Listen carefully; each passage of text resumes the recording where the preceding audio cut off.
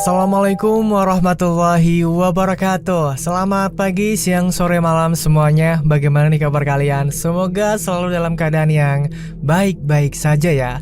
Seperti biasa di sini saya hadir kembali untuk kalian semua untuk membawakan sebuah cerita horor untuk menemani aktivitas harian kalian. Dan di video kali ini ada cerita lagi nih dari Sumatera ya. Sebelum saya menjelaskan kisi-kisi ceritanya, kalian sambil absen nih ya. Sambil absen di kolom komentar dari siapa dan dengan siapa dan dari mana gitu. Biar kita semua di sini tim Dimensi Mimpi kenal dengan kalian semua gitu dong. Jadi jangan cuma nonton aja gitu ya. Kalau bisa sambil komentar gitu biar tahu nih, oh ternyata ada kak ini gitu yang jadi tahu kita semua gitu kan. Terima kasih yang sudah selalu hadir di channel ini ya. Seperti ada Kak Esther, terus ada Kak Rini, terus ada Kak Hani, terus ada Mama Ndut ya, ada Mama Noval, ada Mama Sri gitu, ada Kak Ridwan, Kak Herlina, terus masih banyak lagi ya yang lainnya ya. Jadi kita tuh makanya kan akhirnya kenal gitu kan, karena mereka sudah sering absen, sering nongol di kolom komentar gitu. Jadi ya buat kalian yang belum absen, silakan absen dulu di kolom komentar ya. Oke, kali ini ada cerita yang berjudul Jalan Lintas Sumatera, Desa Hantu, Lampung Selatan. Cerita ini ditulis oleh Mas Bri Story. Masih sama dengan yang kemarin ya. Buat kalian yang pingin mengunjungi profil X-nya atau Twitter-nya, kalian bisa langsung kunjung aja tuh, yang linknya sudah kita taruh di deskripsi. Jadi ceritanya itu ada seorang supir ya, seorang yang berprofesi sebagai supir. Dia itu mendapatkan sebuah pengalaman yang sangat tak terlupakan gitu menurut saya sih, karena memang ini jarang banget orang yang mengalami seperti ini gitu. Seorang supir travel malam hari nih, dia mendapatkan sebuah kejutan gitu ya. Apa coba kira-kira? Makanya pantengin terus di channel Dimensi Mimpi ya. Udah siap semuanya? Langsung aja kita masuk ke dalam ceritanya.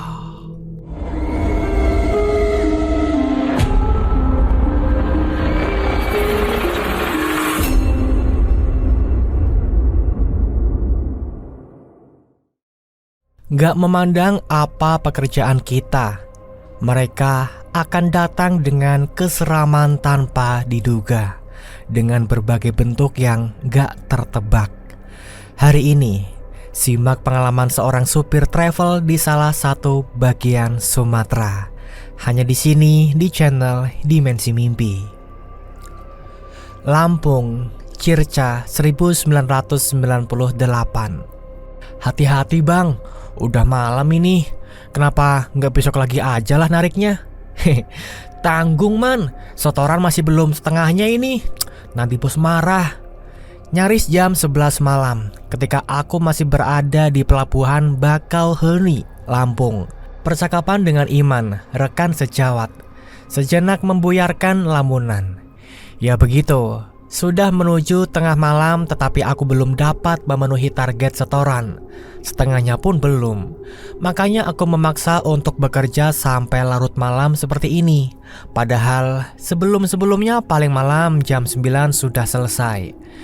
Sudah nyaris 10 tahun bekerja sebagai supir travel dengan trayek Bakauheni Banter Lampung. Sudah terbilang banyak makan asam garam, merasakan pahit getirnya pekerjaan ini. Entah kenapa, beberapa hari belakangan penumpang sungguh sepi. Bisa dihitung dengan jari ketika mobilku terisi penuh, yaitu 12 penumpang. Dapat 5 penumpang saja sudah bagus. Malahan, malam ini baru hanya ada 1 penumpang yang aku dapat.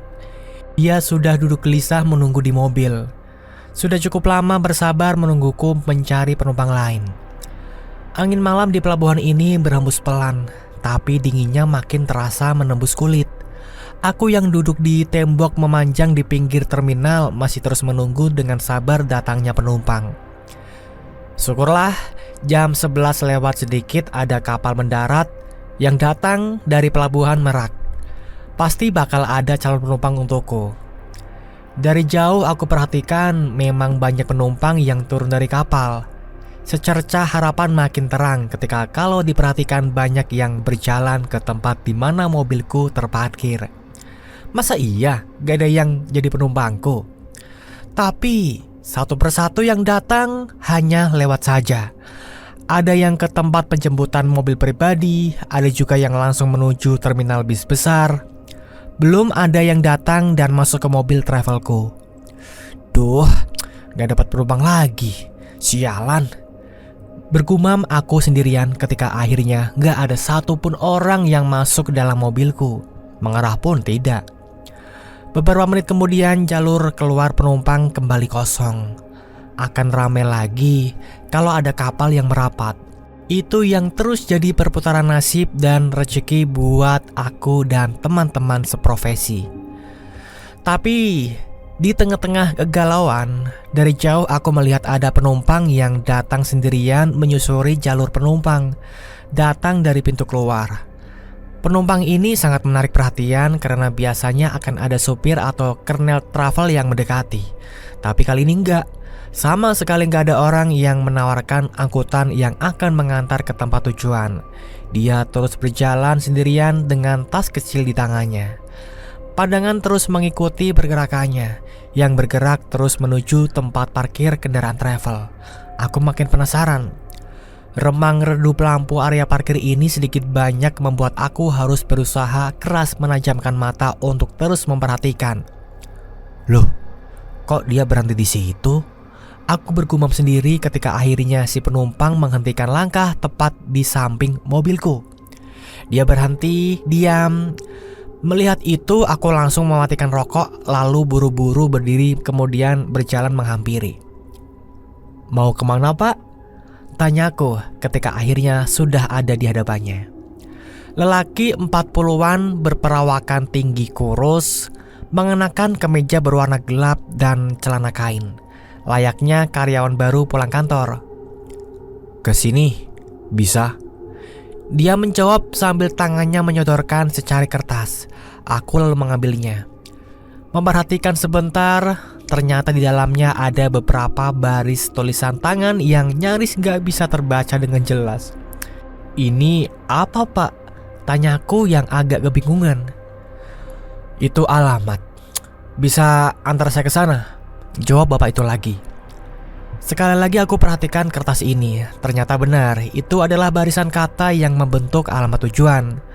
Alamatnya nggak tertulis lengkap, hanya nama desa dan beberapa patokan yang harus dilewati kalau ingin menuju ke sana. Aduh, alamatnya kurang lengkap, Pak. Tapi bapak tahu jalan ke sananya kan? Tanyaku lagi. Iya, tahu. Nanti saya pandu. Bisa antar saya ke sana? Oh, iya Pak, bisa. Aku menyanggupi. Ya lumayan lah, daripada hanya dapat satu penumpang, kan lebih baik dapat dua. Lagi pula tujuan yang dia maksud aku perkirakan letaknya nggak jauh dari jalan besar, jalan lintas Sumatera yang sudah biasa aku lalui. Tapi nanti ada beberapa teman saya yang akan ikut. Mereka menunggu di jalan yang mengarah ke sana. Gak apa-apa kan? Bapak itu bilang begitu.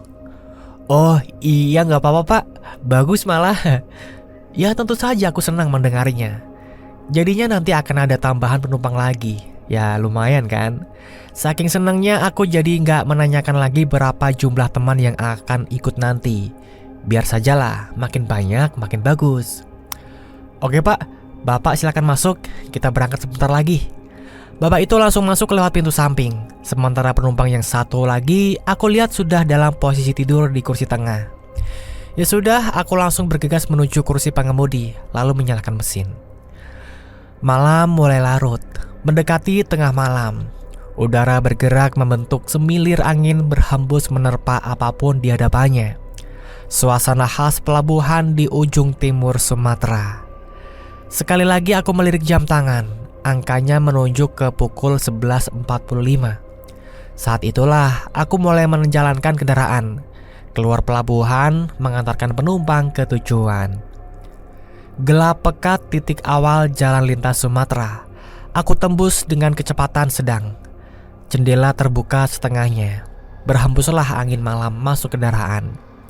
Melirik kaca spion, Beberapa detik aku memperhatikan penumpang di belakang. Penumpang yang pertama masuk masih tertidur dengan kepala bersandar ke kaca jendela. Sementara penumpang yang satu lagi, yang masuk belakangan, masih duduk tegak tanpa bersandar. Dia di kursi tengah paling depan. Dengan begitu, aku bisa melihatnya dengan jelas. Beberapa belas kilometer pertama, jalanan selepas pelabuhan menanjak dan menurun. Dengan banyak tikungan yang menantang, penerangan juga seadanya kalau nggak mau dibilang gelap. Hanya mengandalkan cahaya lampu kendaraan saja. Ditambah, jalanan juga bisa dibilang sepi, lebih dari sepi biasanya. Memang sih ini bukan akhir pekan atau masa liburan, tapi ini terhitung sangat sepi. Kendaraan yang melintas hanya segelintir, yang searah denganku ataupun yang berlawanan. Iya, sepi, benar-benar sepi sekali. Sudah biasa seperti ini. Sudah sering kali menyusuri jalan sepi di tengah malam. Aku hanya harus tetap fokus dan berkonsentrasi. Bang, aku berhenti di depan aja, di Kalianda. Tiba-tiba aku dikagetkan oleh suara salah satu penumpang. Sontak, aku langsung melirik ke spion untuk melihat ke belakang. Ternyata yang bilang begitu adalah penumpang yang sejak tadi tertidur, penumpang pertama. Bukannya mau turun di Raja Basa, Pak? Tanyaku memastikan. Gak usah, Kalianda saja. Dia langsung menjawab seperti itu. Sambil sekilas aku lihat ada raut ingin bergegas di wajahnya. Ya sudah, aku akan ikuti. Gak mungkin juga memaksakan sampai ke Raja Basa karena di awal naik tadi dia bilang tujuannya ke sana. Kalianda masih berjarak beberapa menit lagi. Tapi lagi-lagi penumpang ini bersuara. Bang, stop bang, aku turun di sini saja. Dia bilang begitu. Loh, Kalianda masih di depan loh pak, sebentar lagi. Iya gak apa-apa, aku turun sini saja. Stop bang, stop. Bersikeras bapak itu ingin turun. Ya sudah, aku gak bisa memaksanya. Seketika itu juga aku menepi dan menghentikan mobil. Hanya kira-kira beberapa menit dari Kalianda. Untungnya kami berhenti persis di depan restoran besar yang terlihat masih ada kegiatan walaupun sepi. Ketika mobil sudah benar berhenti, bapak ini langsung turun, lalu berjalan ke pintu depan dan membukanya. Kalau bisa, jangan lanjut perjalanan bang. Istirahat saja di restoran ini, lanjut besok pagi. Setengah berbisik, dia bilang begitu. Memangnya ada apa pak? Ini masih ada satu penumpang lagi yang harus diantar. Belum bisa istirahat saya. Ya sudah, yang penting aku sudah mengingatkan. Hati-hati bang. Setelah bilang begitu, si bapak langsung menutup pintu dan buru-buru berjalan menuju restoran. Dalam perjalanan menjauh, sesekali dia menengok lagi ke belakang, melihat kendaraan. Ada apa sih? Kenapa dia tadi ngomong begitu? Entahlah. Aku gak tahu dan belum mau tahu. Nah, beberapa menit kemudian, aku lalu injak gas lagi, melanjutkan perjalanan. Masih ada satu penumpang lagi yang harus diantarkan. Malam semakin larut, gelap menyelimuti. Satu bagian kecil tanah Sumatera sedang aku susuri dalam detik dan menit yang berurut. Suara mesin kendaraan hanya satu-satunya yang terdengar. Selebihnya sepi menggemuka. Angin makin dingin, aku tutup sedikit kaca jendela. Melirik spion, penumpang di belakang masih saja duduk tanpa bersandar, menjadikan posisinya cukup jelas kelihatan. Oh ya, aku hampir lupa. Kan katanya ada teman-teman penumpang ini yang akan ikut naik di tengah-tengah perjalanan. Terus aku tanya nih, Pak, maaf, teman-teman naiknya dari mana ya? Sambil melirik spion aku bilang begitu. Itu di depan, nanti saya kasih tahu. Jawabnya dengan datar. Baiklah, aku ikuti saja perintahnya, sambil terus memperhatikan jalan yang makin sepi saja. Kalau aku gak salah kira, alamat yang dituju oleh penumpang ini adalah salah satu daerah yang agak pedalaman, keluar dari jalan utama yang sedang aku susuri ini. Belokannya pun aku mengira-ngira saja. Sudah sekitar 15 menit kami melewati Kalianda. Seharusnya persimpangannya sudah dekat, menurut perkiraanku. Pak, maaf, belokannya di mana ya? Saya takut salah. Sebentar lagi, Nanti saya kasih tahu. Penumpang ini masih menjawab dengan datar. Lagi-lagi aku harus diam dan terus melanjutkan kendaraan. Roda-roda terus menggelinding menyusuri aspal dingin malam. Suaranya berdesakan dengan mesin yang menderu pelan, melaju dengan kecepatan sedang. Desir angin dingin yang masuk lewat celah jendela menerpa wajah yang sejak tadi mulai terasa kaku, sedikit mengantuk. Depan, belok kanan. Suara dari belakang membuyarkan lamunanku. Oh, iya pak. Benar, di kejauhan aku melihat jalan masuk menuju sisi kanan jalan. Terpaan cahaya lampu sorot membuat aku bisa melihatnya. Walau samar, jalan masuk yang ditandai oleh gapura lusuh terbuat dari kayu. Setelah sudah sampai persis di depannya, aku memutar setir mobil belok kanan. Yang tadinya sudah sepi dan gelap makin menjadi ketika kendaraan sudah berbelok ke kanan, masuk ke jalan yang agak selebar jalan utama namun masih tetap beraspal. Itu teman-teman saya. Baru beberapa belas meter melewati gapura, penumpang di belakang bilang begitu. Aku gak menjawab, malah membicingkan mata mencoba melihat kejauhan sampai batas terjauh lampu kendaraan. Ya benar, aku melihat ada yang sedang berdiri di pinggir jalan. Aku menebaknya ada sekitar 4 atau 5 orang. Mereka berdiri dalam gelap. Ini orangnya pak? Tanyaku lagi. Iya, itu. Aku mengurangi lagi kecepatan yang memang sudah pelan sejak belok tadi. Beberapa saat kemudian, aku hentikan kendaraan tepat di depan orang-orang ini. Menghitungnya lagi, benar ada 4 orang. 3 laki-laki dan 1 perempuan. Semuanya setengah baya. Aku langsung turun lalu berjalan menuju pintu penumpang untuk membukakan pintu. Satu persatu mereka pun masuk, lalu menduduki kursi kosong. Tapi gak ada satupun yang duduk di depan.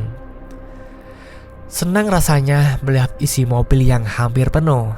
Setelah dari titik keberangkatan tadi hanya terisi 2, kemudian tinggal 1 penumpang.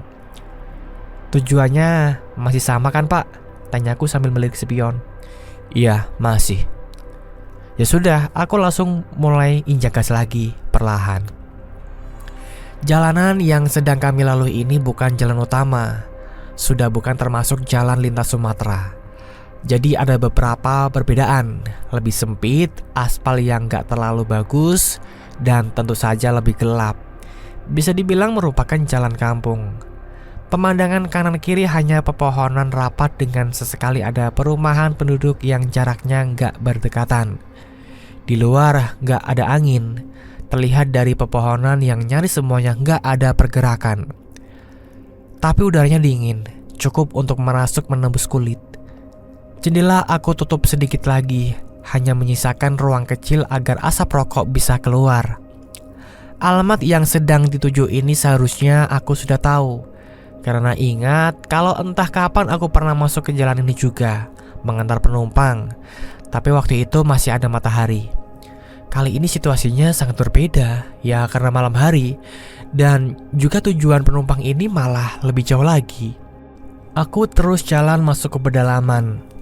Tapi walaupun begitu jalannya masih bisa untuk dilewati. Ini masih jauh kan pak ya?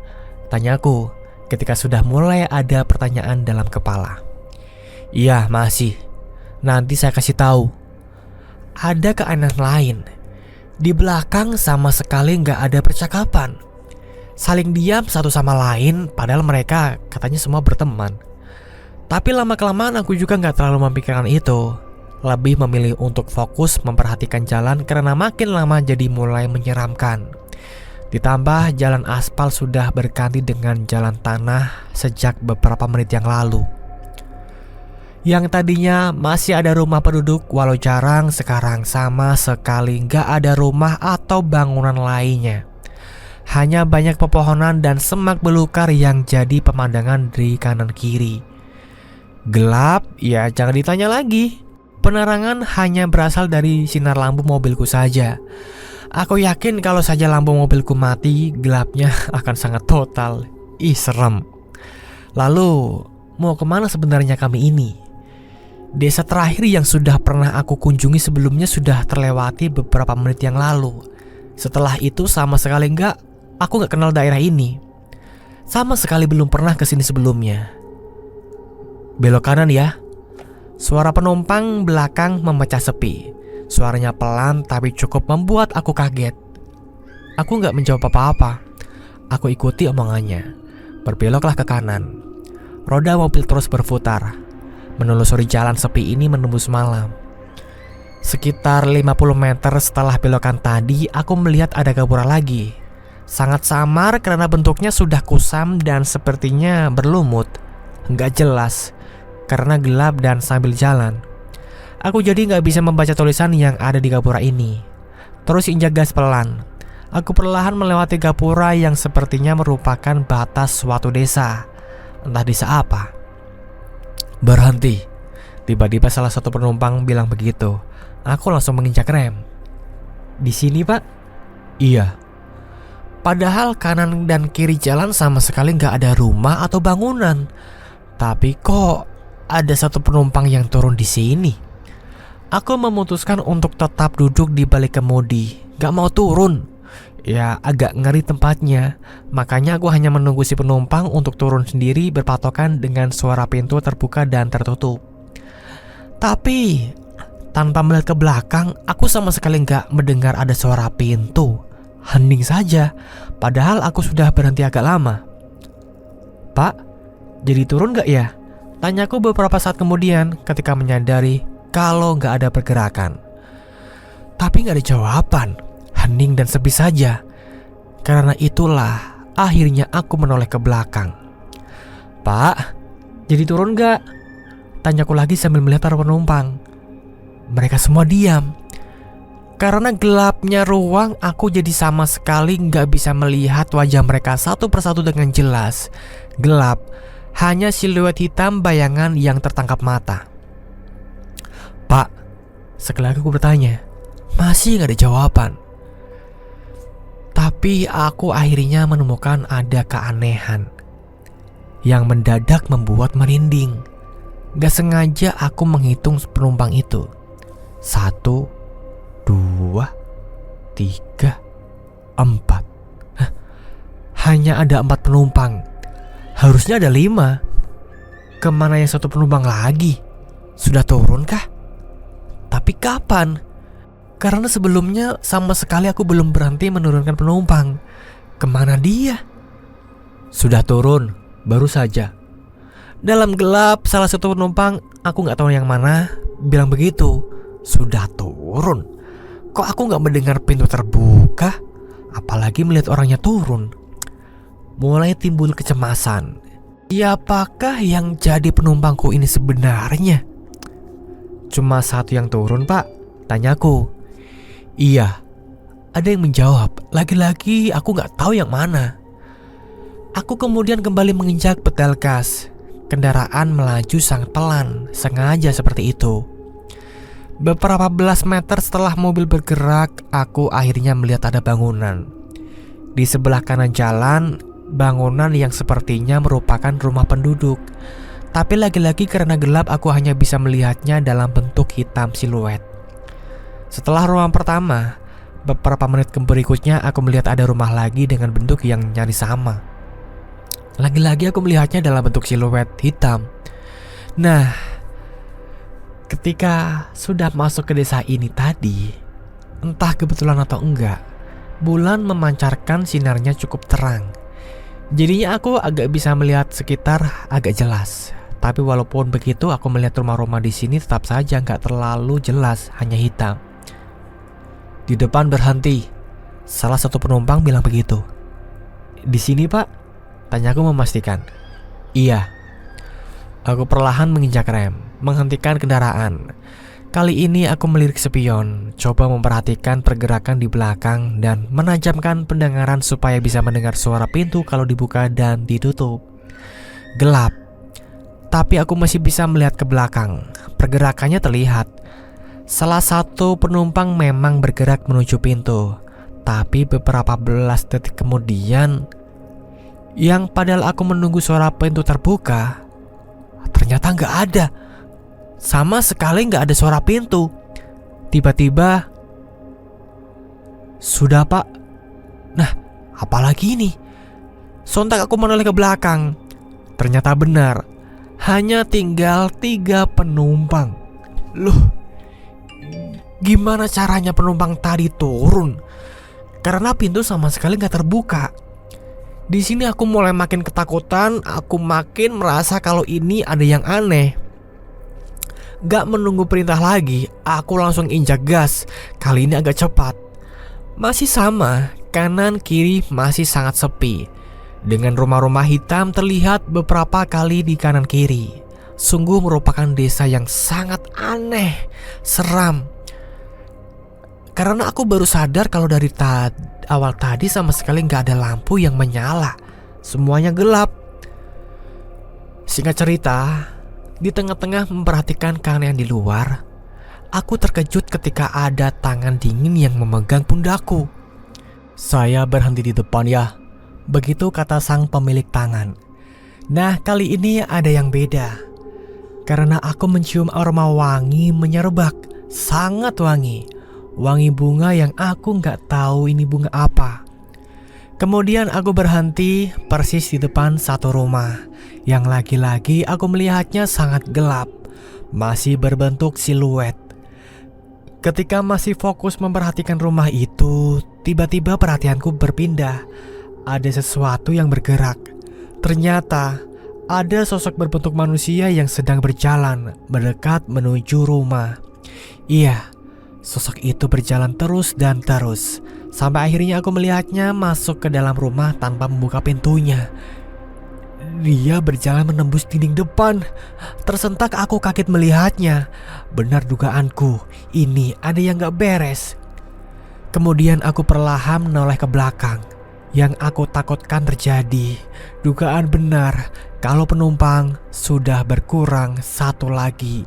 Sekarang hanya tinggal 2 sosok di belakang. Kemudian lanjut lagi. Gak perlahan aku memacu kendaraan lebih cepat. Mulai sangat ketakutan. Penumpang yang aku bawa ternyata bukan sosok penumpang biasanya. Berhenti. Lagi-lagi salah satu penumpang bilang begitu. Penasaran mengalahkan rasa takut. Setelah mobil berhenti, aku langsung menoleh ke belakang. Aku ingin tahu bagaimana caranya mereka ini turun dari kendaraan. Aku memperhatikan 2 sosok ini. Dan benar, salah satunya kemudian bangkit dari duduk lalu mendekati pintu. Tahu gak apa yang aku lihat? Ternyata penumpang ini turun kendaraan dengan cara menembus pintu tanpa membukanya sama sekali. Tuhan, aku ketakutan. Ternyata penumpangku itu bukan manusia. Penumpang yang turun kali ini juga sama. Dia langsung berjalan menuju salah satu rumah yang ada di sebelah kiri, lalu masuk dengan menembus pintu. Tinggal ada 1 penumpang. Injak pedal gas, cukup cepat aku memacu kendaraan, bergerak menembus gelapnya desa mengerikan ini. Tujuannya kemana? Aku gak tahu. Aku cuma mau keluar dari desa ini secepatnya, walau gak tentu arah. Tapi masih ada 1 sosok lagi di belakang. Sosok penumpang terakhir. Nah, ketika aku masih berkonsentrasi memperhatikan jalan dalam kecemasan, tiba-tiba tercium bau yang sangat wangi. Lagi-lagi seperti itu. Mencium ini, aku langsung refleks mencari tahu sumbernya. Alangkah kagetnya aku. Ternyata ketika melirik kursi sebelah kiri, sudah ada yang sedang duduk di situ. Ya, duduk di sebelahku persis. Sosok perempuan. Ini penumpang yang benar tadi aku melihatnya ketika naik. Namun kali ini beda. Wajahnya tersenyum tanpa ekspresi memandang ke depan. Rambut panjangnya terurai. Aku gemetar ketakutan. Bait-bait doa melintas dalam hati meminta pertolongannya. Beberapa belas detik kemudian, tangannya mulai bergerak sampai akhirnya aku mengerti maksudnya. Telunjuk tangan kanannya menunjuk ke satu arah, ke salah satu rumah. Aku langsung membawa mobilku menuju rumah itu. Rumah biasa dan lagi-lagi berbentuk siluet hitam. Aku menghentikan kendaraan persis di depannya. Ada pemandangan menyeramkan. Aku melihat sosok seram ini turun dengan menembus pintu mobil. Sangat mengerikan karena kejadiannya hanya berjarak kurang dari 1 meter di hadapan. Nah, setelah turun, kemudian dia berjalan mendekat ke rumah tadi. terus berjalan sampai akhirnya masuk dengan cara lagi-lagi menembus pintu. Beberapa saat lamanya aku terkesima seperti terhipnotis, sampai akhirnya seperti ada yang menyadarkan lalu bergerak untuk membawa kendaraan cepat-cepat pergi dari tempat ini. Setelah para penumpang tadi turun, aku sangat cemas kalau nantinya nggak menemukan jalan keluar desa, jalan menuju jalan utama. Tapi ternyata nggak begitu, seperti ada yang menuntun. Sekitar setengah jam kemudian aku sudah sampai di jalan utama, jalan lintas Sumatera. Sungguh pengalaman yang sangat mengerikan. Dan itulah teman-teman ceritanya dari salah satu seorang narasumber yang berprofesi sebagai supir travel. Dia mengalami suatu kejadian yang sangat langka ya. Langka dan mengerikan. Bagaimana ya kalau itu terjadi di kita? Apalagi dari kalian semua ada yang berprofesi sebagai supir. Entah itu supir truk, supir bis, atau supir travel yang kayak kali ini gitu. Wah, mendapatkan pengalaman yang sangat langka ini tentunya ya agak gimana gitu. Kalau kita mengingatnya mungkin ada rasa kayak wah ini pengalaman mahal nih, tapi juga ada rasa kayak wah jangan lagi deh nemu pengalaman seperti ini gitu ya. Tapi yang bikin saya di sini ada pertanyaan nih ya. Terus si masnya ini dia dapat imbalan apa gitu? Masa iya dia udah nganterin jauh-jauh gitu kan, terus dia nggak dapat apa-apa ya, kayak misalkan nggak bayar gitu. Ya meskipun kalau bayar bingung juga ya, bayarnya pakai apa? Uang goib juga gitu. Emang uangnya ntar bisa dipakai? Nah kan bingung kan. Makanya saya ada pertanyaan seperti itu. Jadi ini gimana ya? Apalagi dia kan katanya belum target ya sama bosnya gitu. Ntar kalau disuruh setor, terus gimana? Dia jalan hanya ngabisin bensin doang gitu. Aduh, yang bener aja, rugi dong. Gitu katanya. Ya gimana nih menurut kalian dengan cerita kali ini? Apakah cukup bikin kalian merinding? Cukup bikin kalian apa ya? Ya untuk menemani ini aja ya, menemani aktivitas harian kalian untuk kegiatan kali ini. Silakan kalian bisa komentar-komentar di bawah ya, menggunakan kolom komentar di YouTube tentang video ini gimana. Apakah cukup menarik ceritanya, ataukah mungkin juga kalian bisa berbagi sharing-sharing pengalaman horor lainnya di kolom komentar juga bisa gitu, sepengalaman singkat ya. Boleh ditulis kok gitu kan, asal jangan terlalu panjang-panjang ya. Karena nanti takutnya nggak muat gitu komentarnya ya. Oke, terima kasih. Sepertinya itu aja ya yang bisa kita ceritakan hari ini. Karena nanti masih ada cerita baru lagi kok di hari berikutnya gitu. Makanya stay terus di channel Dimensi Mimpi ya. Jangan lupa juga buat klik like-nya yang suka video ini, dan juga yang belum subscribe silahkan diklik dulu tombol subscribe-nya. Dan jangan lupa untuk nyalakan loncengnya agar kalian tidak ketinggalan video terbaru dari channel Dimensi Mimpi. Terima kasih sekali lagi, sekian dari kita tim Dimensi Mimpi mengucapkan wassalamualaikum warahmatullahi wabarakatuh. Ingat ya, hidup hanyalah ilusi.